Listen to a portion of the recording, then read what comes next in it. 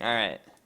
So this is my second impressions on the new patch, and I'll stick to strictly Wukong for this, just because I know that's what most people come here to see. So, couple things. Well, I think most of my predictions at the start were true, but I'm going to restate what I think. Like, I didn't rewatch my old video, so I don't know what I said. But this is just my final opinions on the new patch for Wukong. Some things are still subjected to change. But for the most part, I'll just be going over my masteries and items again on Wukong.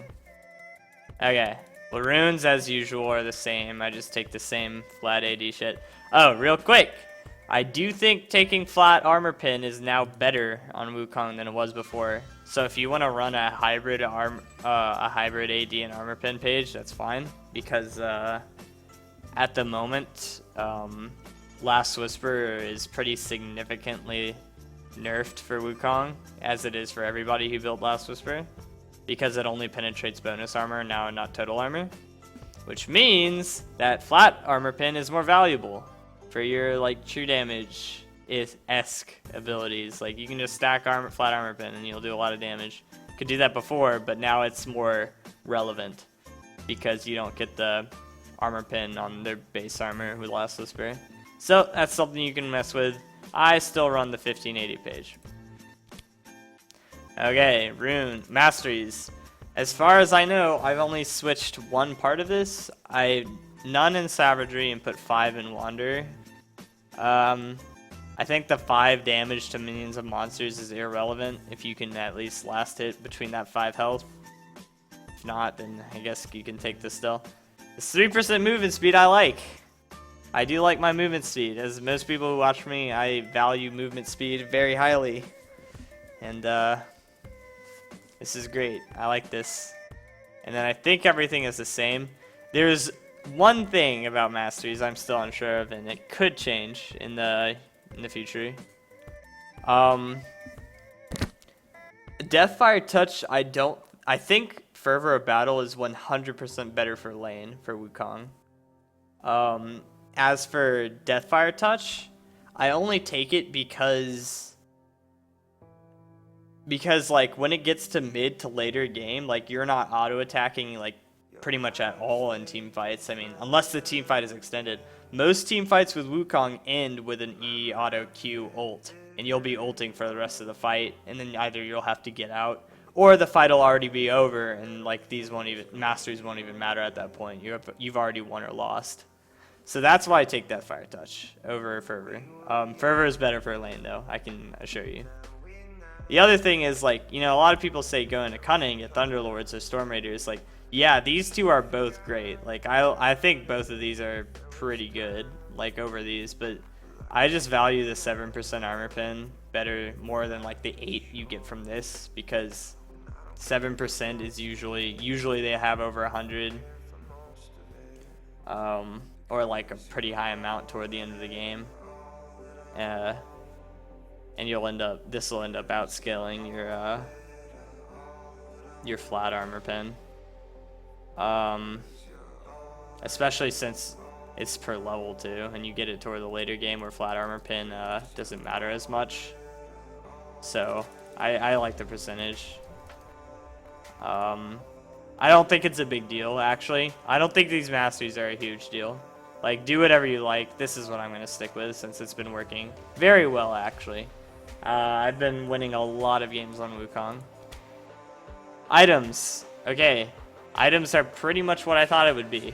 You start out with Corrupting Potion, and it is a lot better than I thought it would be. Like, this Corrupting Potion has done wonders for me in all-ins. Like, now you can sustain yourself and all-in at the same time, instead of like with Flask before, you'd out-sustain your opponent, and you just trade and stand back as your Flask heals you. Now, you can use your sustain and fight at the same time, because that burn damage does a shit ton. This burn damage early game is actually really crazy. So I think like it's actually as good as Flask was. So I revert my opinion on level 1 not being so great. Like, level 1 is fantastic, really. Like, Corrupting Potion is just so good. Same as usual, I go 1 to 2 Doran's Blades, and then I go into Hydra. My problem with itemization on Wukong right now is that a lot of the times if you go Doran's, you'll have, you know, Corrupting Potion, you'll have a Doran's, you'll have a Ward, perhaps you have 2 Doran's, that's 4 items. And then, like, if you're not in the 1,250 gold range when you back for the, after you have those beginning items, like, you have to start getting long swords. And if you get this and this, like, you're going to be sitting on 2,000 gold until you can get your Hydra. Or you have to sell your Corrupting Potion or Doran's Blade early. I hate that shit. That is awful. So if you can, always get your team out first. Like, Hydra is ridiculous expensive. That really sucks. That's the only part of this patch that's bad for Wukong. His first item spike takes a long time to get to. It's Hydra. But the good news is Wukong spikes 1 item earlier. He used to spike hardest at Hydra, Last Whisper, Yumu's. Now he spikes at Hydra, Ghostblade. Ghostblade is very good on him now, especially with the AD increase. It was good before, it's even better now. He spikes at 2 items and can most of the time one-shot anyone with those 2 items.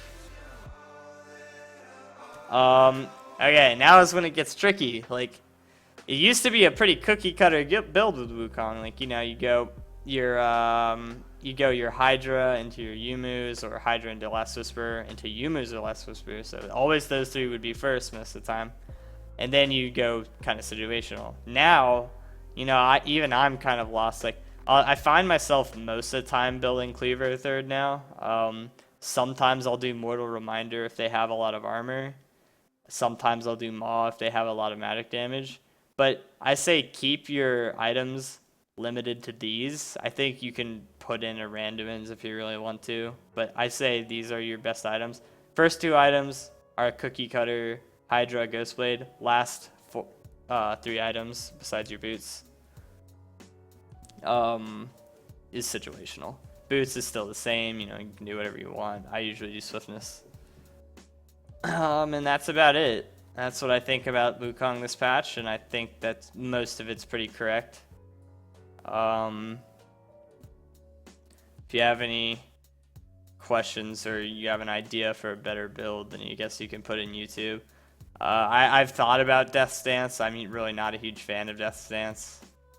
There aren't very many items that are fantastic, but the ones that are good on him are really good. So those are my opinions. Those are most likely what I'll be thinking until like I guess items are changed or Wukong is changed. Like, and so there you have it.